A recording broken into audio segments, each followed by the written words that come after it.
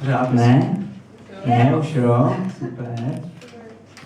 Takže já bych vám rád zaspíval jednu moji oblíbenou písničku od Ivoje Helky. I'd like to sing you a song, my favorite one by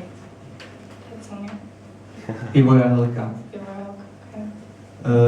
Je to český písničkář a takovou přezdívku zpívající právník, protože je zpívající právník. And he is a Czech songwriter, and he has a nickname singing lawyer because he is a singing lawyer. A je to jeden z těch lidí, který se prostě neomezuje na svoje povolání a propojuje ho vtipnou formou do všedního života.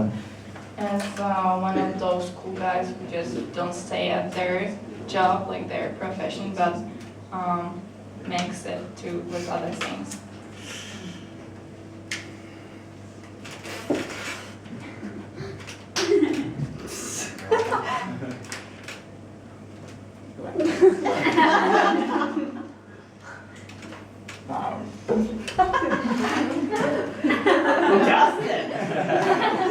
Technický problém musíte omluvit, jako. A předem se omlouvám za svůj hudební výkon, jelikož jsem naprosto amatérský kytarista a nikdy jsem jako nechodil do žádný hudebky s tím a tak. Dal jsem je vždycky jenom doma, takže jako předem fakt sorry. My jsme taky nechodili do hudebky, ale...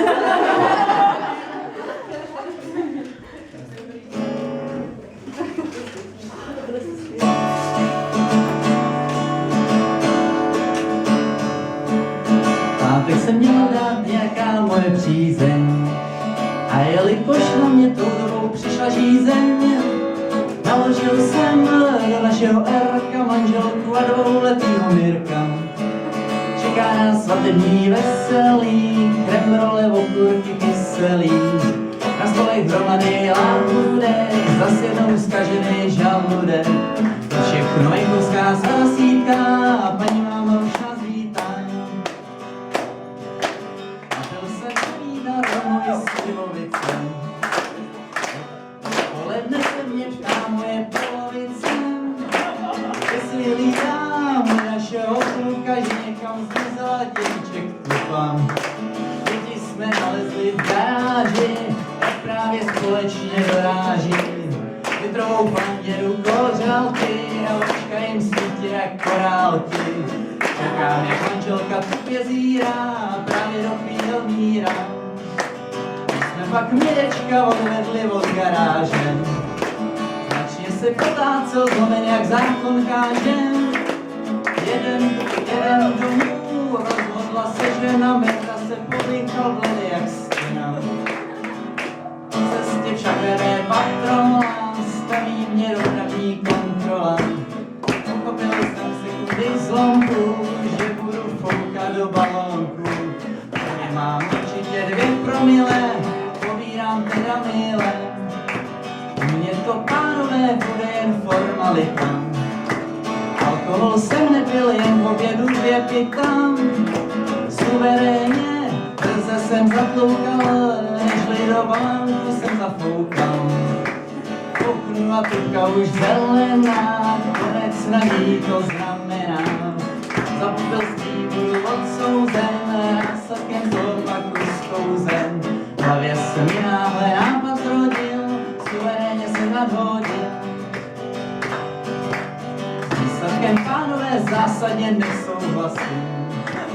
Reakce v pobytce souvisí s počasím. S vlhkem tvoří draslou hlavní frakci, klidně vyzkoušejte si to v praxi. Vzadu sedí malý klučina, ten teprve mluvit začíná. Děti pijou mlíko jedině a taky matouš a baví každý, kdo je má. Taky Mireček fouknout zkusí a pravda ven vít musí.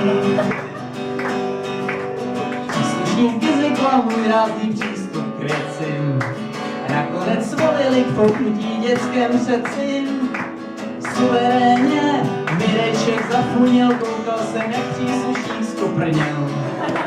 Kudička vají se po chvilce, jak u notorickýho opilce.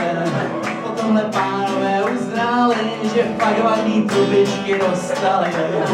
Pustili už o dalších testů, mě popřáli šťastnou cestu.